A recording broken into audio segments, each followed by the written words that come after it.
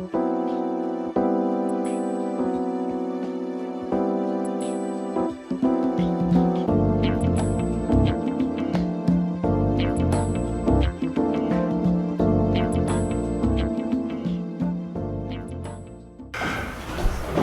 buenos días y bienvenidos a esta conferencia de prensa en que Espacio Público y Ciudadano Inteligente, aprovechando que se cumple un año desde que el Consejo Asesor Presidencial contra los conflictos de interés, el tráfico de influencia y la corrupción, que me tocó presidir, le entregó a la presidenta Bachelet un informe con 236 propuestas.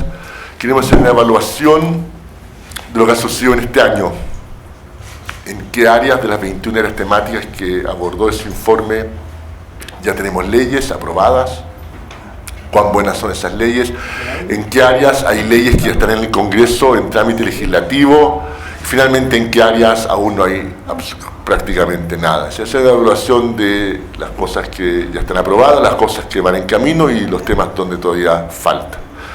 Y les presento junto a mí, mi nombre es Eduardo Engel, a mi derecha está Rodrigo Chicopar, de Ciudadano Inteligente, a mi izquierda está María Jara Quemada, de Espacio Público, y nos vamos a repartir entonces entre los tres esta presentación. Yo voy a partir, creo que después viene Rodrigo y termina María. ¿Okay? Vamos entonces a la presentación, y después obviamente feliz de recoger las preguntas también que ustedes tengan. ¿Se ve bien eso ahí? Sí. El origen de todo esto, uno se olvida, ¿no? Pero el origen de todo esto fue una serie de escándalos de financiamiento irregular de la política, los casos SQM, Corpesco, etc. Y también otros tipos de situaciones como el caso Cabal, que llevaron a que el 10 de marzo del año pasado la presidenta conformara este Consejo Asesor Presidencial. Lo que nosotros hicimos, nosotros podíamos abordar los temas que quisiéramos y decidimos, bien conscientemente, entender estos casos de corrupción, de tráfico de influencia, de conflicto de interés como manifestaciones de debilidades institucionales. Es decir, que no es la corrupción en sí misma el problema, sino que el hecho que está reflejando que hay instituciones que son débiles, instituciones que se deben fortalecer, y entendimos que este tipo de reformas que fortalecen las instituciones del Estado solo tienen lugar, solo tienen una posibilidad de tener lugar cuando hay una crisis de confianza. En épocas normales, sin escándalos, estas agendas no avanzan. Esta es la situación en todo el mundo.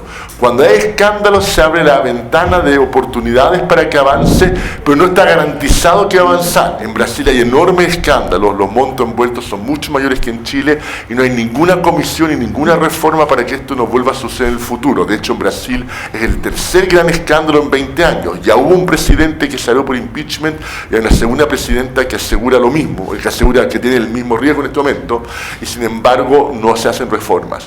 Entonces tenemos que esta es la posibilidad para hacer este tipo de reforma, y así lo entendimos nosotros. ¿Por qué no sucede esta reforma en tiempos normales? Porque quienes tienen que votar estas reformas, que son los legisladores, en la práctica tienen derecho a veto en épocas normales porque se están quitando poder a sí mismos. Ahí están los 16 consejeros, un grupo variado profesionalmente, había abogados, economistas, cientistas políticos, un filósofo, un psicólogo, variado políticamente también, y trabajamos 45 días intensos. Uno de los requisitos fue que no hubiera líderes políticos ni líderes empresariales dentro del Consejo. Recibimos a todos los líderes del caso, pero no como miembros del Consejo. Y lo otro fue tener propuestas concretas y unánimes. ¿Por qué concretas? Para poder evaluar en qué medida se hace seguimiento después por parte del Legislativo y el Ejecutivo. ¿Por qué unánimes? Porque si reflejamos las diferencias que ya existen en la sociedad, no aportamos mucho. De hecho, es bien interesante notar lo siguiente. Si ustedes miran el informe que entregamos a la presidenta hace un año, que está en la web, es un informe que tiene un diagnóstico inicial que no dice prácticamente nada, porque no estábamos de acuerdo en prácticamente nada respecto al diagnóstico de qué llevó a esta crisis. Habían opiniones muy diversas respecto de por qué estábamos en una crisis de confianza tan grande como la que comenzamos a enfrentar el año pasado. Sin embargo, llegado el momento de hacer propuestas, los encuentros, los acuerdos eran muy amplios. De 236 propuestas que hicimos, 217, la gran mayoría, el 92%, fueron unánimes. Es decir, un grupo de 16 personas con un diagnóstico muy distinto de cómo habíamos llegado a esta situación, pudo ponerse de acuerdo en cómo salir de esta situación, en qué hacer a futuro para que no vuelva a suceder. ¿Cómo se hace en solo 45 días? Había trabajo muy útil de comisiones previas que no se había usado, contamos con un muy buen equipo técnico y contamos con asesores tanto oficiales como gente experta que nos contribuyó de manera reservada. Agrupamos las propuestas que hicimos en 5 grandes capítulos, y ahí están los 5 capítulos en que se organiza nuestro informe. El primero es la prevención de la corrupción. El segundo es la regulación de los conflictos de interés. El tercero es todo el tema de dinero y política. El cuarto es el tema de recobrar confianza en los mercados. Y finalmente el quinto tema es integridad, ética y derechos ciudadanos. Dentro del primer tema están las siguientes 8 áreas temáticas. Y voy a mencionar algunas de las más importantes. La primera, probidad y fortalecimiento de los municipios, el tema municipal. Segundo, reforma del sistema de alta elección pública. Este sistema se creó el año 2003, por el caso Mobgate. Fue un avance muy importante, pero con el tiempo estaba claro que tenía ciertas deficiencias, ciertas debilidades, y era el momento de resolver esos problemas. Tercer gran tema, cómo gastar mejor las platas públicas, ya sea con el sistema de compras públicas, con las concesiones de infraestructura, o un tema que después hubo el escándalo correspondiente con el Milico Gate, y que es el tema de gasto en defensa. Y ahí vienen 5 temas más que podemos ver después si les interesa. Segunda área es todo el tema de conflictos de interés, y ahí está el tema de la puerta giratoria, el tema de cuando la gente sale del gobierno, qué tipo de cargos no debería poder ocupar por un tiempo para evitar que usen información que tuvieron, o que cuando hayan estado en un gobierno estuvieran pensando en ese cargo que iban a ocupar. Un segundo gran tema que es la declaración de patrimonio e intereses. Chile tenía esa declaración hace tiempo, pero eran declaraciones con exigencias tan bajas que servían muy poco. La idea es que tienen exigencias altas a nivel internacional. Y otros 2 temas más. El último es el tema de lobby y gestión de intereses. Tercer gran tema, dinero y política. Primero, democracia interna de partidos y cómo se financian los partidos. Segundo, financiamiento y regulación de campañas. Y finalmente, cómo se fiscalizan todas esas regulaciones y esas leyes. Cuarto tema, el tema de los mercados. Acá está la atribución para fiscalizar de manera más eficaz en los mercados. Todo el tema de utilizar de manera potente lo que es la principal herramienta acá, que es por una parte la delación compensada, gente que ha participado en ilícitos, que tenga los incentivos para denunciarlos, y segundo, proteger a denunciantes en general. Muchas veces la gente que sabe estos ilícitos quiere denunciar, pero teme perder su trabajo, y es muy importante una política activa de protección. Al tener más posibilidad de investigar por parte de los entes fiscalizadores y reguladores en el sector financiero y en el sector económico en general, se requiere también mayor independencia de esas instituciones, y por lo tanto una serie de propuestas en el segundo tema. Y finalmente, fortalecer los gobiernos corporativos de las empresas. Finalmente, el último tema es formación cívica y ética en las escuelas, la creación de una oficina de defensoría ciudadana, y finalmente la creación de sistemas de integridad para el sector público y el sector privado. ¿Cuál es el marco conceptual que está detrás de esto? ¿O cuáles algunas discusiones que hay que tener en cuenta? Primero todo, varias personas argumentaron que bastaba con aplicar las leyes que existen. La respuesta es que no. La legislación que teníamos respecto, por ejemplo, del financiamiento electoral estaba diseñada para que el CERVEL no pudiera fiscalizar lo que sucedía en las campañas. Y por lo tanto, sin un cambio legal, era imposible resolver el problema que llevó a todo lo que conocimos como financiamiento ilegal o irregular de la política. Otro argumento también interesante es, este es un problema cultural. Lo que se requiere son cambios culturales. A eso mi respuesta es, en primer momento se requieren buenas leyes que son fiscalizadas, y eso con el tiempo y complementado con las reformas de educación cívica y ética va llevando a un cambio cultural. Pero el primer paso son buenas leyes que se fiscalizan y que involucran sanciones, y eso acompañado de educación cívica y ética con el tiempo lleva a los cambios culturales que todos queremos. Déjenme graficar esto de la siguiente forma. Este es un experimento que se ha hecho en un montón de países y que consiste en lo siguiente. En un estacionamiento oscuro a las 11 de la noche, uno deja una billetera botada. para ver cómo reaccionan distintas personas que están llegando a recoger su automóvil en ese estacionamiento. Y la mitad de las veces está la billetera y punto, y la otra mitad hay una cámara de televisión dando vuelta arriba, una cámara de seguridad que podría o podría no filmar a la persona cuando recoge la billetera. La experiencia internacional sugiere que las personas nos dividimos en 3 grupos. Hay un primer grupo que nunca recoge la billetera, o si la recoge para devolverla. Gente honesta, independiente si la están mirando o no. A eso apunta con el tiempo lo que uno quiere hacer, y ahí la educación cívica y ética es clave. Hay un segundo grupo que depende de si hay cámara o no, recoge o no recoge. Si no hay cámara, se echa la billetera del bolsillo y se va plácidamente en su auto, y si hay cámara, no recoge. Esas son las personas que responden a las legislaciones que uno tiene, a si la legislación está bien diseñada, si hay sanciones, si hay fiscalización. Y finalmente hay un tercer grupo que recoge la billetera sí o sí, si es claramente independiente, está mirando, trata de que la cámara no lo pille y la va a recoger de todos modos. Entonces uno tiene que, y estos 3 grupos son más o menos igual de grandes y no varía mucho de un país a otro.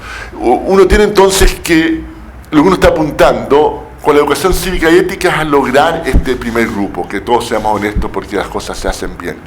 Pero hay un segundo grupo en que es clave las legislaciones que uno tiene y cuán bien están diseñadas, cuánto se fiscalizan, cuán importantes son las sanciones si uno lo pillen actuando mal.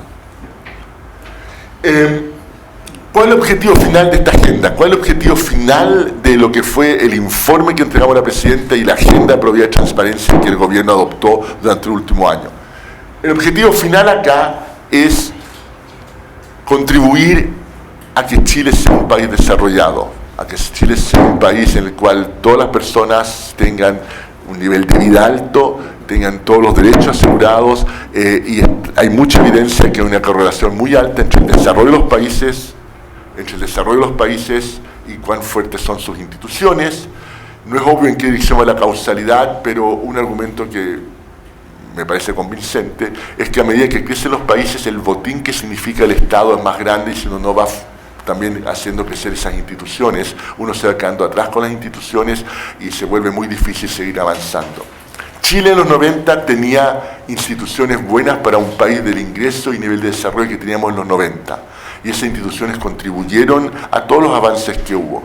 Sin embargo, en la época que estamos, esas instituciones se fueron quedando atrás. En varias áreas no nos desarrollamos más a nivel institucional, y por lo tanto esta agenda de probidad y transparencia es una oportunidad para tener esas instituciones que necesitamos para el próximo paso, que ya no es de ingresos bajos a medios, sino de ingresos medios a un país desarrollado, que es un salto mucho más complejo que el que pudimos dar los últimos 25 años.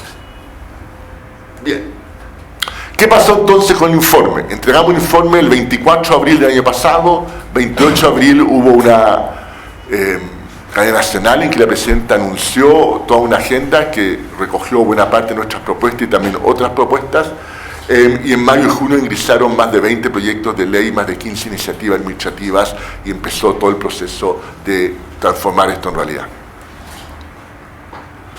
Empujando la agenda. Hubo líderes políticos importantes. En el Ejecutivo, el ministro Izaguirre desde la SECPRES y el ministro Valdés desde el Ministerio de Hacienda hicieron indicaciones importantes que fueron mejorando los proyectos originales que habían ingresado algunos en el año 2014, o diseñando proyectos nuevos, como el caso de algunos proyectos que vinieron de Hacienda. A nivel legislativo, tuvimos también algunos actores que se jugaron por esta agenda, tanto el presidente del Senado de la época, como presidentes de comisiones, como algunos parlamentarios en particular, y este grupo fue creciendo en el tiempo, se fueron convenciendo, se fueron entusiasmando y fueron empujando esta agenda. Finalmente, desde el punto de vista comunicacional, había un desafío muy grande. Ustedes que están en las comunicaciones, es muy complicado comunicar 21 proyectos de ley distintos y 15 iniciativas administrativas. Acá se necesita un tema común, y con el tiempo fue emergiendo el tema común de que se trataba con todo esto, era con mejorar la calidad de nuestra democracia. Que aun cuando son temas bien diversos, desde la alta dirección pública hasta cómo funcionan los partidos, hasta el financiamiento de la política, hasta la educación cívica y ética, al final todo eso tiene un tema en común, y que es tener una mejor democracia, una democracia que realmente responda a lo que queremos los ciudadanos. A nivel de medio de comunicación, a nivel de ustedes, la contribución también fue importante. Ustedes juegan un rol muy importante denunciando los ilícitos que llevaron esta agenda, y también juegan un rol importante alertando a la ciudadanía cuando se entrampaba esta agenda, cuando encontraba un obstáculo, cuando había alguna oposición importante a medidas que eran claves. Y una vez que ustedes daban a conocer esto, la agenda avanzaba. Finalmente tenemos el rol de ustedes que les toca ahora, que es la parte de reconstrucción. Es decir, hay leyes que se han aprobado, vamos a ver esas leyes en un minuto, y el rol de ustedes cuando se hacen las cosas bien en algunas áreas específicas al menos es también comunicar eso, y es un rol menos sexy que estar denunciando escándalos, pero yo creo que igual de importante hay un desafío en lo que viene este año. Desde el punto de vista de la sociedad civil, la sociedad civil siempre tiene un rol importante, pero en épocas como estas, en que los líderes políticos están muy desprestigiados, la sociedad civil tiene un rol aún más importante. Porque son ellos quienes pueden legitimar cuando realmente avanza y quienes pueden reclamar cuando no se avanza. A mí me pasó muchas veces que había senadores o diputados que se jugaban por avanzar en temas que eran impopulares con sus colegas, que los sacaban adelante y después me decían, ningún medio me da bola con esto porque no nos creen. Ahí tenemos un rol quienes estamos en la sociedad civil y quienes tenemos credibilidad en estos temas para salir y decir, ¿sabe qué más? Acá sí hay avances importantes, legitimar a quienes se están jugando y por lo tanto, así como reclamamos cuando no se avanza, también valorar los avances cuando esto sucede. Pero para que la sociedad civil pueda cumplir ese rol importante, se requiere información. La ciudadanía necesita saber qué está pasando y es realmente casi imposible seguir 21 proyectos de ley en su trámite en las comisiones de la Cámara de Diputados y del Senado. Y eso fue lo que motivó a Ciudadano Inteligente, acá representado por Rodrigo Checopar a mi derecha y a Espacio Público, los dos acá, a crear el Observatorio Anticorrupción. El objetivo entonces era facilitar el seguimiento de esta agenda de probidad y transparencia del gobierno, ver en qué medida iba avanzando esta agenda. Lo lanzamos en noviembre del año pasado, hace ya 5 meses. Y lo que hacemos es, semana a semana, un equipo de personas de Ciudadano Inteligente y Espacio Público estar en cada una de las comisiones siguiendo el avance o los retrocesos y evaluando esos avances o retrocesos. Si ustedes van a esta página web, lo primero que encuentran son la nota general, vamos a mostrar eso en detalle, y los 5 capítulos, cada uno con la nota promedio y con el grado de avance.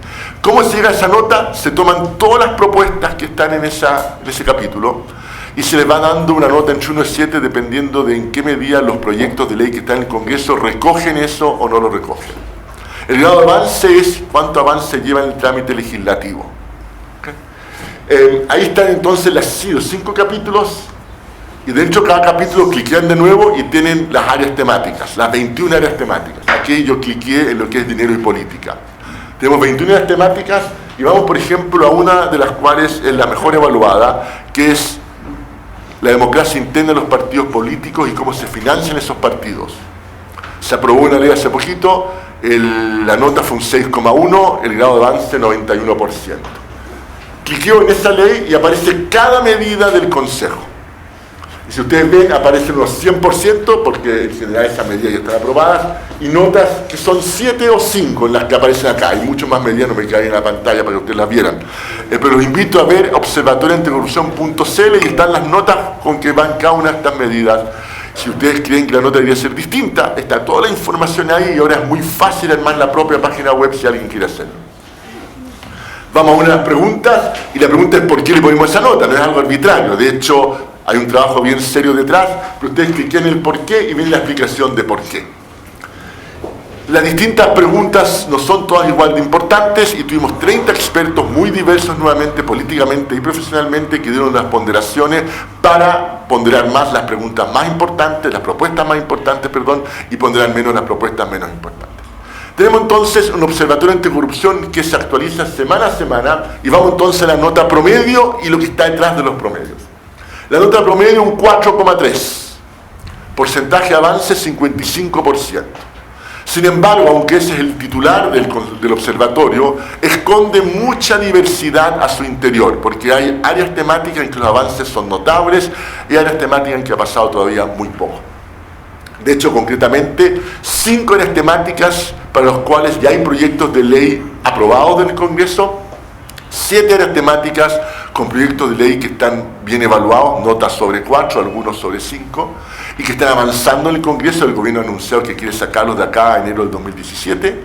Y finalmente 9 áreas temáticas en que no ha pasado nada todavía. Ahora, el momento que nosotros entregamos un informe y miramos las 21 áreas temáticas, nos preguntamos, es imposible que se hagan avance en todas estas áreas. Esta es una agenda para muchos años y por lo tanto decidimos priorizar y pusimos 12 áreas prioritarias. De las 12 áreas prioritarias, según el Consejo, hay 9 en que ya sea hay ley aprobada o una buena ley que está en el trámite legislativo. Es decir, 9 de 12 es una evaluación, si ustedes quieren, de la parte prioritaria, 12 de 21 si estamos tomando todas las áreas temáticas que propusimos en el informe. Vamos un poco más al detalle. Proyectos aprobados. Ahí están concretamente los proyectos. Está la reforma constitucional, que significa pérdida del cargo en los casos de infracción más grave. Está la autonomía constitucional del CERVEL. Hay una ley de probidad de la función pública, que tiene que ver con la declaración de patrimonio e intereses. Y está el tema formación ciudadana, que es un tema importante, que empiezan en las escuelas a partir del segundo semestre de este año a preparar sus propios planes de educación cívica y ética, y está la ley de partidos políticos aprobada hace 10 días, y está la ley de fortalecimiento y transparencia de democracia, que es el nombre, pero en la práctica es financiamiento de campaña y financiamiento de la política, y nuevos poderes para el CERVEL. Bien, vamos concretamente a las 5 áreas temáticas del informe de la Comisión en que ya hay leyes aprobadas, y veamos cuán buenas fueron las leyes.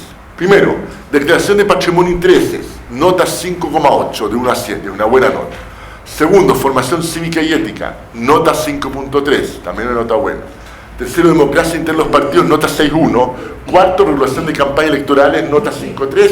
Y quinto, fiscalización de lo que es dinero de política y partidos, ahí está un 4,4. Es decir, lo más débil dentro del aprobado es el CERVEL. Es sobre 4. Pero hay temas que quedaron pendientes y donde mi llamado es a que la ciudadanía participe activamente ayudando al CERVEL a hacer el monitoreo de la nueva legislación durante las elecciones municipales que vienen. Esas elecciones van a ser muy distintas a lo que vimos en el pasado, no van a haber gigantografías, vamos a poder saber quién financia a los candidatos, quiénes son los financistas más importantes, y por lo tanto hay un tema que es la ciudadanía fiscalizando junto al CERVEL, ayudando al CERVEL a cumplir su nuevo rol, cosa que no podíamos hacer antes. Con la ley, hasta hace 2 semanas, solamente los presidentes de partidos podían denunciar ilícitos o irregularidades. Es con la nueva ley que los ciudadanos podemos participar activamente, desde denunciando una gigantografía en un lugar prohibido hasta denunciando algún ilícito más grave de financiamiento ilegal de la política, por ejemplo, por parte de una empresa. Las 7 áreas en que nos jugamos este año, que están entre los temas prioritarios legislativos del gobierno y en que es muy importante hacerle un seguimiento para que estos proyectos mejoren durante el trámite legislativo y para que avancen y sean aprobados.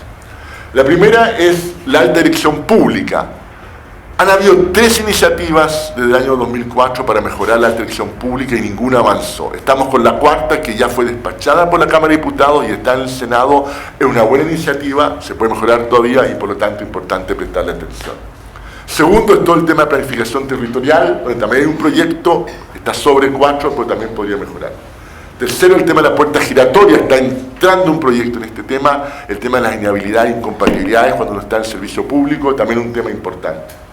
Creación de la Oficina de la Defensoría Ciudadana, atribuciones para fiscal, y después los últimos 3 son los temas que tienen que ver con recuperar la confianza en los mercados. Hay 3 proyectos de ley en el Congreso que tienen que ver con fortalecer el tema de utilizar la delación compensada y la protección de denunciantes para saber cuándo suceden ilícitos y después poder procesarlos, y acá también hay mucho que hacer. 9 áreas en que no hay prácticamente nada. Primero, fortalecimiento y probidad en municipios, la nota es un 1,8. Segundo, compras públicas, concesiones de infraestructura y gasto en defensa, es decir, cómo se gastan las platas públicas. Acá la nota es un 1,9. Transparencia y acceso a la información pública, una nota de 3,2, y un avance también relativamente bajo todavía. Y finalmente, el lobby y gestión de intereses, una nota de 2,9. Mencioné los 4 más importantes, 9, están en el informe, pueden mirar los 9 ustedes mismos en la página web. Conclusión entonces, Hace un año la presidenta convocó a un Consejo Asesor Presidencial para hacer una batería de propuestas para mejorar la calidad de nuestra democracia. Era una oportunidad única para hacer esto porque en épocas normales este tipo de agendas les cuesta muchísimo avanzar. Hemos aprovechado esa posibilidad. Otros países, España, Brasil, no tienen comisiones de este tipo y no tienen agendas de reforma de este tipo luego de escándalos mayores que nosotros. Uno de los activos grandes que tiene Chile ha sido la capacidad de reacción de nuestra ciudadanía.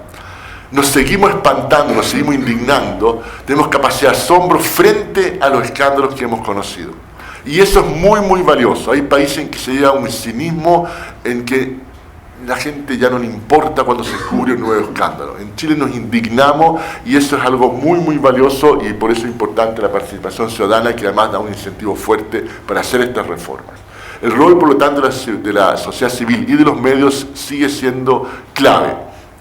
Si esto fuera una maratón, uno puede decir varias cosas. La maratón son 42 kilómetros, vamos por la mitad, en el kilómetro 20. La buena noticia es que muchos maratonistas parten corriendo y a los 10 kilómetros se salen de la carrera agotados y ni siquiera siguen la carrera. Llevamos 20 kilómetros, hemos tenido obstáculos, pero hemos salvado esos obstáculos con bastante éxito, de modo que tenemos 5 áreas temáticas en las cuales hay leyes aprobadas y son leyes en general con buena evaluación, todas sobre 4 y algunas con notas sobre 5, varias y unas sobre 6.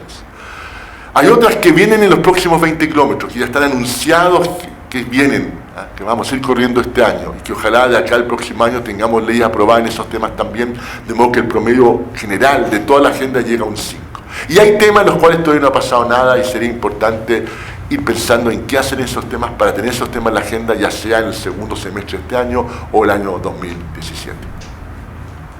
Con eso termina la presentación. Bueno, mi nombre es Rodrigo Echecopar, soy subdirector de la Fundación Ciudadano Inteligente y bueno, a partir, reafirmando también todo lo que venía planteando Eduardo, estamos muy contentos de lo que han sido los avances en este último año. Hace un año desde que se presentó el informe de la Comisión y creemos que han habido avances muy relevantes y yo creo que eso no es casual, o sea, no es primera vez que en Chile hay escándalos de estas características donde se han hecho comisiones que presentan recomendaciones. Pero pareciera que ahora tenemos una ciudadanía bien activa, una sociedad civil y también medios de comunicación que han jugado un rol importante en permitir que esas recomendaciones se vayan traduciendo en cambios reales en nuestra legislación. Y creemos que tenemos una hoja de ruta que está muy buena, que nos permite ir construyendo una mejor democracia y que tenemos que aprovechar esa puerta que se ha abierto para seguir avanzando en esa dirección. Así que esta presentación va a ser bien corta, yo creo, y que va a contar un poco sobre qué desafíos vemos ahora para el 2016. Bueno, como les contaba Eduardo, el avance más grande que había en el año pasado tenía que ver más con la regulación de la política, todo lo que tiene que ver el financiamiento de las campañas de los partidos, las exigencias de democracia interna y la capacidad de fiscalización que tienen los órganos. Pero hay dos áreas grandes que lo estamos tratando de abarcar de esa forma, en donde creemos que este es el año en donde podemos dar un salto de calidad en esa dirección. Y esos son la probidad en el Estado, es decir, cómo el Estado es capaz de tener mejores prácticas, profesionalizarse, ser más transparente, y por otro lado todo lo que es la ética y fiscalización de los privados, que va de la mano con la confianza en los mercados. Así que desafíos pendientes, y les voy a contar un poco la probidad del Estado y después la María de la otra pata, que es la ética y fiscalización de los privados. En probidad en el Estado tenemos 4 temas pendientes. El primero es municipio. Justo este año tenemos elecciones municipales y los gobiernos locales son gobiernos que tienen incidencia sobre la vida de las personas, pero también muchas atribuciones y a veces falta de contrapesos para poder fiscalizar y controlar esa gestión. En ese sentido hay bastantes propuestas de parte de la Comisión Engel en esta dirección, que tiene que ver con la prevención en el personal, en las contrataciones de personal, incluir la alta dirección pública, muchas de las contrataciones también para profesionalizar su rol, exigir también estándares de transparencia y gestión mayores a los que existen hoy día, y por último también permitir elecciones más competitivas, poniendo un límite a la reelección. El único cargo en que se propone un límite a la reelección en el informe es a las alcaldías, que sean máximo 2 elecciones, o sea que tenga 2 periodos, y eso son cosas que podrían mejorar la calidad de nuestra democracia en nuestros gobiernos locales en el corto plazo, o en el mediano plazo. El segundo tema es el de los conflictos de interés, en donde, como planteaba también Eduardo inicialmente, ya había un avance bien interesante con la ley de probidad en la función pública, en el ejercicio de la función pública, que exige declaraciones de interés y patrimonio de mucho mejor calidad a muchos funcionarios, pero todavía quedan temas pendientes ahí, sobre todo lo que es la puerta giratoria, es decir, la relación que pueden tener funcionarios públicos una vez que salen y entran a participar en entidades privadas que antes fiscalizaban, o al revés. Y también en la mejora de la ley de lobby y la gestión de intereses, que nos va a permitir tener un mejor control y más transparente sobre cómo los intereses particulares o privados van teniendo una relación con el ejercicio del poder y de la función pública. El tercer tema importante en probidad en el Estado es la nueva ley del Congreso, que se presenta como una moción desde el Senado en particular, y donde se hace bastante avance en lo que tiene que ver con la ética y la transparencia dentro de la función de los parlamentarios, y al mismo tiempo le asigna más competencia a las comisiones de ética para poder fiscalizarse. Es un tema, al final les voy a contar cómo van cada una de estas cosas.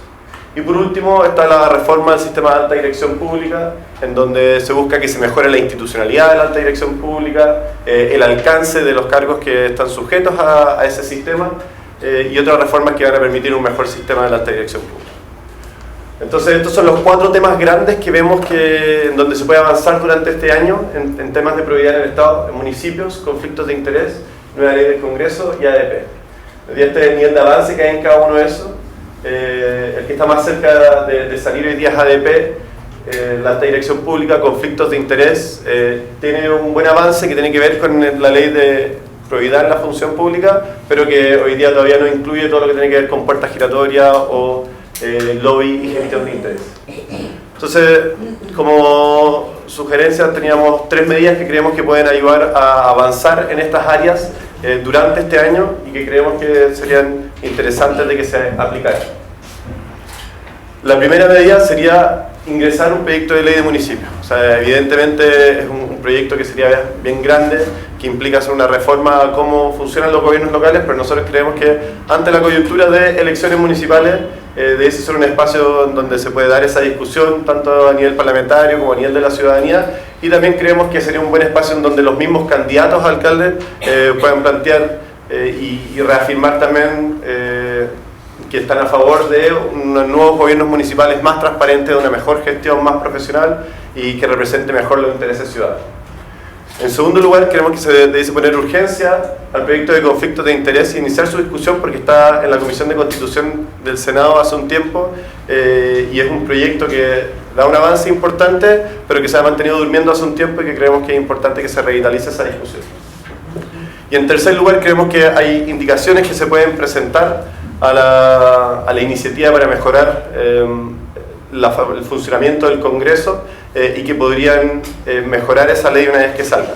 Y eso incluye, entre otras cosas, presentar indicaciones que permitan una acción pública de denuncia, es decir, cualquier persona o entidad que crea o ve algo poco ético o denunciable de parte de un parlamentario, que pueda hacer esa denuncia ante la Comisión de Ética, que hayan sanciones un poco más duras que impidan o que sean un contraincentivo a que se avance en esa dirección. Y por último, mejores estándares de participación y transparencia, es decir, teniendo estándares más claros sobre cuáles van a ser los registros audiovisuales en todas las comisiones y cuáles son los derechos de participación de la ciudadanía en esos espacios, y que no dependa tanto de las relaciones que pueda tener una persona en particular con el parlamentario, sino que sea un derecho de organización y de la ciudadanía de poder participar de esos espacios de deliberación democrática. Gracias. Bueno, como les comentaba Rodrigo, otra área importante donde nosotros creemos que pueden avanzar este año es la ética y la fiscalización de los privados. El año pasado, bueno, y este año también, además de los casos de financiamiento irregular a la política, también conocimos algunos casos de colusión. Ya veníamos con los casos de pollo, de farmacia, y también se le agregó el del papel higiénico. Hay casos también sobre protección de los consumidores, que también hemos conocido, donde el CERNAC ha intentado actuar, pero se ha discutido también la fuerza que tiene el CERNAC para efectivamente fiscalizar y sancionar estos casos. Y también hay casos en el mercado de valores que también han sacudido a la opinión pública, y donde ha habido muchas opiniones respecto a si es que las sanciones que tenemos hoy en día son realmente eficaces.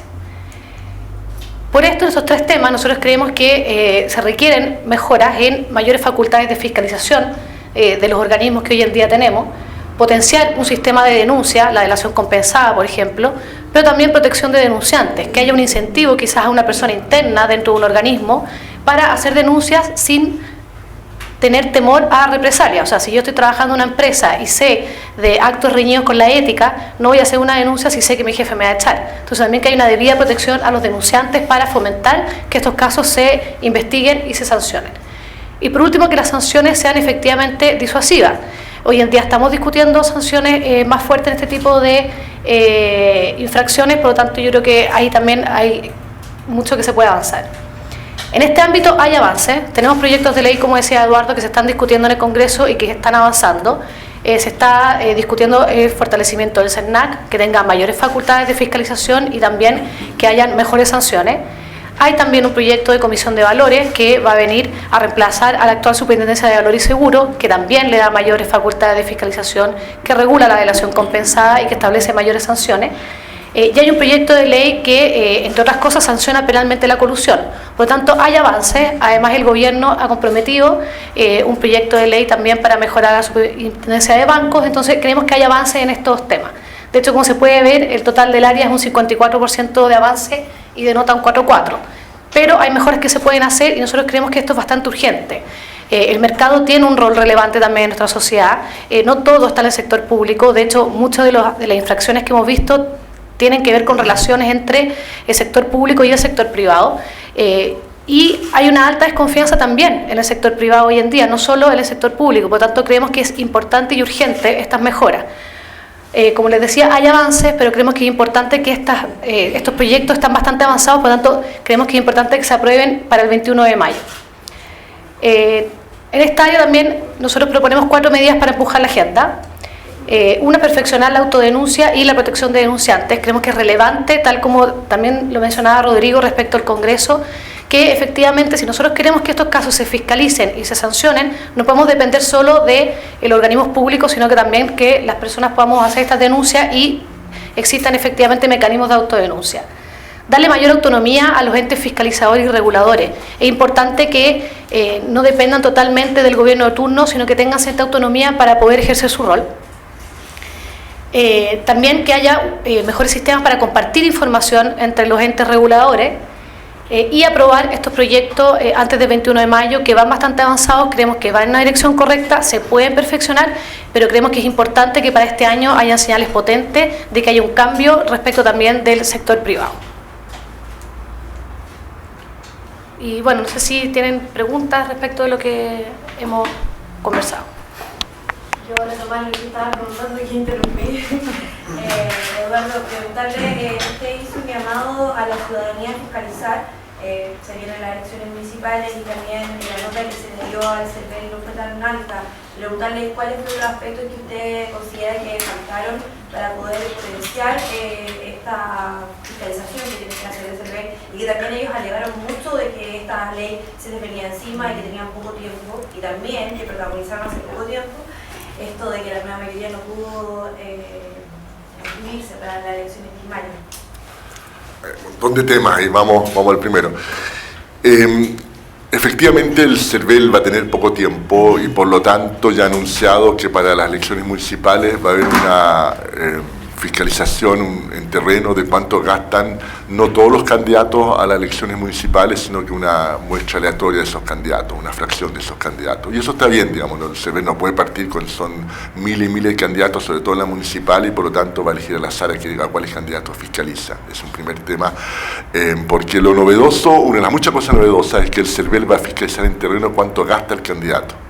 Por lo tanto, si el candidato después rinde y dice, ¿sabe qué más? Yo recibí platas legales por 80 millones y rindo cuenta de cómo gasté los 80 millones, pero el CERVEL le dice, momentito, usted gastó 120, pues yo fui a la calle y vi los carteles que usted puso, y vi la radio que usted hizo, y vi los avisos que puso en el diario, y vi todos sus costos, y lo estimé, y tengo 120 millones, explíqueme los 40 diferencias. Esa es una cosa importante que hace el CERVEL ahora, que con la legislación anterior no tiene ninguna capacidad de hacer. Entonces, en ese trabajo hay un rol de la ciudadanía ayudando al CERVEL, denunciando cuando saben de cosas ilegales. La más fácil va a ser propaganda en lugares que no está permitido. Eso lo vamos a observar todo, va a ser cosa de que el CERVEL ponga un mecanismo muy sencillo para poder hacer esas denuncias. Vamos a conocer ese mecanismo que va a ofrecer el CERVEL dentro de la próxima semana, cuando comiencen las primarias, pero esa es una forma que la ciudadanía puede hacer esto. Lo segundo, con la nueva legislación está prohibido que las empresas donen a la política. Si alguien sabe de empresas que donan a la política, nuevamente puede denunciar al CERVEL. Entonces hay un montón de formas en que la ciudadanía podemos ayudar al CERVEL a que realice mejor esta labor de fiscalización, sobre todo en esta transición en que es un problema, es un desafío de gestión enorme. El CERVEL históricamente organizó elecciones y las organizó bien, y se contaban bien los votos, y cuando organizaba el CERVEL prácticamente no hubo acusaciones de fraude. Sin embargo, ahora tiene que hacer otra labor, que es fiscalizar cómo se aplican estas leyes dentro de los partidos, fiscalizar cómo que el gasto en campaña que se declara realmente corresponde a los ingresos que tuvo el candidato y no hayan platas negras de por medio. Es un rol que es mucho más tenso en su relación con los partidos políticos, y en ese sentido es un nuevo CERVEL que va a requerir una nueva cultura, y por lo tanto vamos a asistir a un cambio de cultura dentro del CERVEL en los próximos meses y años. Eduardo, ¿qué le ha parecido? Pero, ¿se podría agregar algo cortito respecto a eso? Que en la ley viene incluido también un requisito de que haya una plataforma online para hacer denuncias. O sea, le busca hacer lo más simple posible a los ciudadanos el poder hacer esa denuncia, o sea, no lo van a tener que hacer presencialmente. Y por otro lado, es algo como que quisiéramos anunciar, que estamos también trabajando nosotros para poder hacer campañas para que los ciudadanos tengan mucha claridad respecto a qué es lo que se puede hacer, qué es lo que no se puede hacer, y ante lo que no se puede hacer, cómo se denuncia. Respecto al tema de la transición también con las nuevas herramientas que va a tener el CERVEL, lo que ha ocurrido con la inscripción, la reinscripción de las primarias, es que por parte de un sector de la nueva mayoría se le ha criticado muy duramente al CERVEL por aplicar justamente la norma y por ser muy apegado a la norma. ¿Cómo hacer también esa transición cultural un poco también? Porque de hecho se ha planteado la posibilidad de una ley corta en el fondo para poder subsanar un error que fue propio de una serie de partidos políticos. Esto está en proceso y hoy en la tarde tenemos una reunión del Consejo Directivo del CERVEL para fallar al respecto. Yo esperaría ese fallo antes de seguir opinando al respecto. Sobre los municipios podríamos tener un poco más, claramente lo que sacan la peor nota en toda la evaluación que han hecho ustedes, es una nota negativa. La insistencia sobre el envío de la ley de municipalidad de los municipios, ¿es una necesidad antes de las elecciones como una manera también de señalar algún tipo de gesto, algún tipo de importancia por parte del Ejecutivo que se empiece ahora? ¿Sería necesario? Hay elementos planteados por el Consejo Asesor respecto a municipios que se podrían abordar ahora, pero hay otros que seguramente requieren esperar hasta el próximo año, y por lo tanto hay que buscar el equilibrio correcto, y eso es decisión del Ejecutivo. ¿Por qué hay elementos que requieren esperar un año? Porque la parte que no está novia mi respuesta. Nuestra propuesta tiene dos lados. Tiene un lado respecto a los problemas que hay de transparencia en los municipios, los problemas que hay respecto a espacios para corrupción. Pero también hay un tema de debilidad en los profesionales, y si queremos tener mejores profesionales en los municipios requiere más recursos, eso es inevitable. Y todo lo que es más recursos, estamos en un año de vacas flacas, estamos en un año de restricción fiscal, y por lo tanto un proyecto en esos temas podría quizás ingresar este año, pero el momento en que hay que pagar las plata debería ser el próximo año, porque en este año claramente no hay plata, y estos son plata importantes. Si vamos a tener mejores profesionales en los municipios, son 350 municipios, van a ser más de 1.000, 2.000 profesionales, y va a significar recursos importantes del Estado, y por lo tanto hay que buscar un equilibrio entre la urgencia y la importancia del tema. Y en ese sentido, hablando de las municipalidades, la importancia de la reelección o de limitar la reelección cuando hay alcaldes que llevan más de 6, 7 periodos en ejercicio, van incluso para un octavo.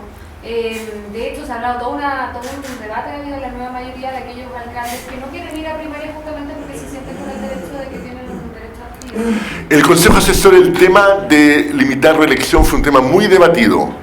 No hicimos propuesta para senadores o diputados porque llegamos a la convicción que no era obvio que los beneficios de limitar la elección fueran tan grandes comparado al costo que tenía. Pero en el caso que sí llegamos a un acuerdo, no unánime, pero muy mayoritario, creo que 14 o 15 o 16 consejeros fue para alcaldes que se pueden reelegir solamente una vez. Por lo tanto, nuestra posición en un tema bien delicado fue de que los alcaldes deben reelegirse a lo más una vez y no más que eso, porque el poder que tiene el alcalde, el presupuesto que maneja es muy grande, de modo que es muy difícil tener una cancha pareja en la reelección de un alcalde. Es mucho más difícil, de hecho, que para la reelección de un diputado o un senador. ¿Prioritario en la agenda eso? Es un tema importante, ahora bien 236 temas, son muchos los temas prioritarios, digamos, no, pero es uno de los temas importantes. Uno de los temas que mencionaba que estaba un poco pendiente se refiere a esto de la puerta giratoria, más allá de la puerta giratoria entre privado y público. Quería preguntar, digamos, la opinión, cómo la están viendo esto de que la presidenta actualmente del Consejo para la Transparencia asuma un cargo en el directorio CMLC. Entiendo que ella va a dejar de ser presidenta, pero aún así va a seguir integrando el Consejo para la Transparencia, que se integra una empresa cuestionada y que se autoacusa, digamos, de corrupción. Es un tema, digamos... Creo que aprovechando este balance después de un año, este Consejo Asesor, este Observatorio Anticorrupción, es sobre el futuro, no sobre lo que ya pasó o lo está pasando. Y muchas veces nos fuente de frustración, muchas veces nos preguntan sobre cosas que están pasando. Claramente con la legislación actual, la situación que usted me describe es perfectamente legal. Y la pregunta que hay que hacerse si a futuro es o no deseable que sea así. En un caso concreto está en un área gris en que realmente no es obvio y por lo tanto no me voy a pronunciar. Pero lo que sí es importante es legislar al respecto para que quede súper en claro cuándo sí, cuándo no, para que no tengamos esta situación en que frente a una situación en que está en área gris queda muy en claro que tenemos un vacío legal enorme en este tema y que tenemos que discutir como sociedad. Tenemos que discutir en qué cargos queremos cuáles incompatibilidades, ¿no es cierto? Y es una discusión que hay que tener y hay que tener el equilibrio entre evitar los conflictos de interés, que a mí me parece muy, muy importante, pero también poder atraer a buena gente a esos cargos y que la persona cuando salga del gobierno no se pase los próximos 20 años de su vida cesante, bueno, no puede ir a ninguna pega. Entonces, es una caricatura, pero hay que buscar el equilibrio en muchas cosas y eso es lo que hay que discutir, en que hay propuestas concretas del Consejo nuestro al respecto, en que vimos la experiencia comparada en el mundo antes de hacer propuestas y por lo tanto yo lo que quisiera hacer es relevar lo importante de que este tema está pendiente más que entrar a juzgar situación actual. Eduardo, más allá de lo que pueda decidir el CERVEL hoy día, de todo este marco de la agenda de prioridad, ¿cómo es la señal que da la nueva mayoría al no poder inscribir al menos las primarias legales y después cuestionar precisamente al CERVEL en esto? Vuelvo a repetir, acá es un tema en desarrollo en el cual yo esperaría el pronunciamiento del Consejo Directivo del CERVEL hoy en la tarde, además que entrar a opinar. ¿Es una señal errónea a la ciudadanía? Vuelvo a repetir, yo prefería esperar el pronunciamiento del CERVEL hoy en la tarde. Eduardo, preguntarle a modo de conclusión, ¿qué es lo que ustedes critican esta lentitud, lo que ha avanzado el Ejecutivo, algunas medidas, sobre todo estas que ni siquiera han avanzado y que dicen que está como en la nota de 1, algo? Mira, la evaluación correcta de lo que ha pasado es compleja, porque no es solamente crítica a la lentitud en algunos temas. En otros países que tienen escándalos mayores que nosotros, la nota promedio es un 1, porque no hay nada, absolutamente nada. En España, la única reacción ha sido la ciudadanía, que crea 2 nuevos partidos políticos porque el Ejecutivo y el Legislativo no son capaces de hacer ninguna reforma para hacerse cargo de los escándalos de corrupción. Ustedes pueden leer el diario El País el día de ayer, digamos, como la reunión del PP, el partido de derecha, con la juventud está toda la reunión anual dedicada a quejarse de la corrupción de la gente mayor en el partido. Producto de eso no han sido capaces de formar gobierno, no ha pasado absolutamente nada. Entonces decir que acá no ha pasado nada, que es solamente crítica, simplemente no es justo. No lo es justo. Acá han habido un proyecto de ley que se han aprobado que son sumamente importantes, proyectos de ley que quedaron mucho mejor de lo que nadie imaginaba hace 1 o 2 años y que es un avance muy valioso para Chile, el cual deberían sentirse orgullosos todos los chilenos, quienes legislaron, la ciudadanía en general. También hay proyectos que están este año y ahí, como decía muy bien María y Rodrigo, es importante el interés ciudadano, la alerta ciudadana, la presión ciudadana para que esos proyectos mejoren en el trámite legislativo, para que también lleguen a ser buenos proyectos. Ahí hay proyectos claves con temas pendientes, ustedes mencionaron alguno de ellos, que tiene que ver con las puertas giratorias, la incompatibilidad, el cargo importante en el Estado de Chile, hay otros más también, y hay que salir adelante. Y dicho eso, sí hay temas en los cuales todavía no ha pasado nada, pero en la medida en que estos temas se incorporen, esta agenda está yendo relativamente bien, digamos. Es decir, era totalmente imposible que una agenda como esta se aprobara toda en un año. Era para parar el Congreso y no hacer ninguna otra ley, ningún otro proyecto de ley. Estos son proyectos complejos, en varios de ellos tienen cientos de párrafos, cientos de artículos, y por lo tanto no es una cosa que se hace de un día para otro. De hecho, no ha habido quejas que se hizo muy rápido, entonces teníamos el problema de que se hubiera hecho aún más rápido. Así que yo ahí matizaría, porque los hechos lo indican, lo que es la evaluación correcta, y la evaluación es Hay un vaso medio lleno, hay una carrera medio correr, lo que se ha avanzado es notable, lo que queda, los desafíos que quedan son igual de importantes. O sea, este 4-3 es bueno para el gobierno. Más que para el gobierno, este 4.3 tiene elementos positivos para el gobierno, para el Congreso y para toda la ciudadanía que también participó activamente en esta ley, incluyendo los medios de comunicación. Acá no son leyes de un gobierno en particular, no son leyes de un partido político en particular. Acá el tema es transversal. La mayoría de estos temas, el 99% de los chilenos quieren que avancemos en estos temas. Estos son temas en los cuales uno topa muchas veces en ciertos grupos políticos y los que uno topa también son transversales, digamos, no es un tema de derecha, ni de izquierda, ni de centro. ¿Cuánto tiempo considera que debiera estar todo más o menos relativamente aprobado o usted consideraría, según lo que ha vivido en Chile en el último tiempo, que debiese estar completada esta agenda? Yo esperaría, creo que sería un éxito grande si el próximo año, cuando nos reunamos acá, al cumplir 2 años de esto, tengamos una nota sobre 5 con toda la agenda. Y creo que es posible, pero va a requerir un montón de trabajo este año. Y que queden 2 o 3 temas grandotes todavía para el próximo año, de modo que en 3 años más lleguemos a una nota ya cercana al 6. Eso sería un escenario muy optimista, pero creo que se puede. Por último, consultarle respecto de a dónde han sido las principales piedras de tope con los diferentes sectores políticos, cuáles son los temas que han sido quizás los más álgidos de poder avanzar. Es curioso, porque algunos de los temas donde hubo más polémica pública son también los temas donde más avanzamos al final. Entonces, una cierta palabra, no sé si Rodrigo quiere agregar y María también a eso, pero estoy pensando en la ley de partidos políticos, que en algún momento llevó a polémica bastante agria, y sin embargo terminó con un 6,1. Entonces, acá hay que mirar al final lo que queda después de todo el proceso, más que centrarse en... ¿Pero dónde hubo más reticencia inicial, más allá de los... Bueno, hubo una reticencia inicial importante en la reforma de los partidos políticos. Los partidos políticos llevaban funcionando de una forma por décadas y no querían que les cambiaran cómo funcionaban, y ese fue un tema en que inicialmente hubo reticencia, pero con el tiempo también hubo transversalmente en todos los partidos líderes que se dieron cuenta que esto era necesario para que los partidos se relegitimaran con la ciudadanía. Los partidos tenían un problema de muy baja participación, tenían un problema también que estaban apareciendo partidos nuevos que iban a hacer la competencia, lo cual es muy sano en la democracia, y por lo tanto se dieron cuenta que esto también les convenía, pero fue un proceso que en un primer momento tuvo una oposición importante en prácticamente cada uno de los partidos.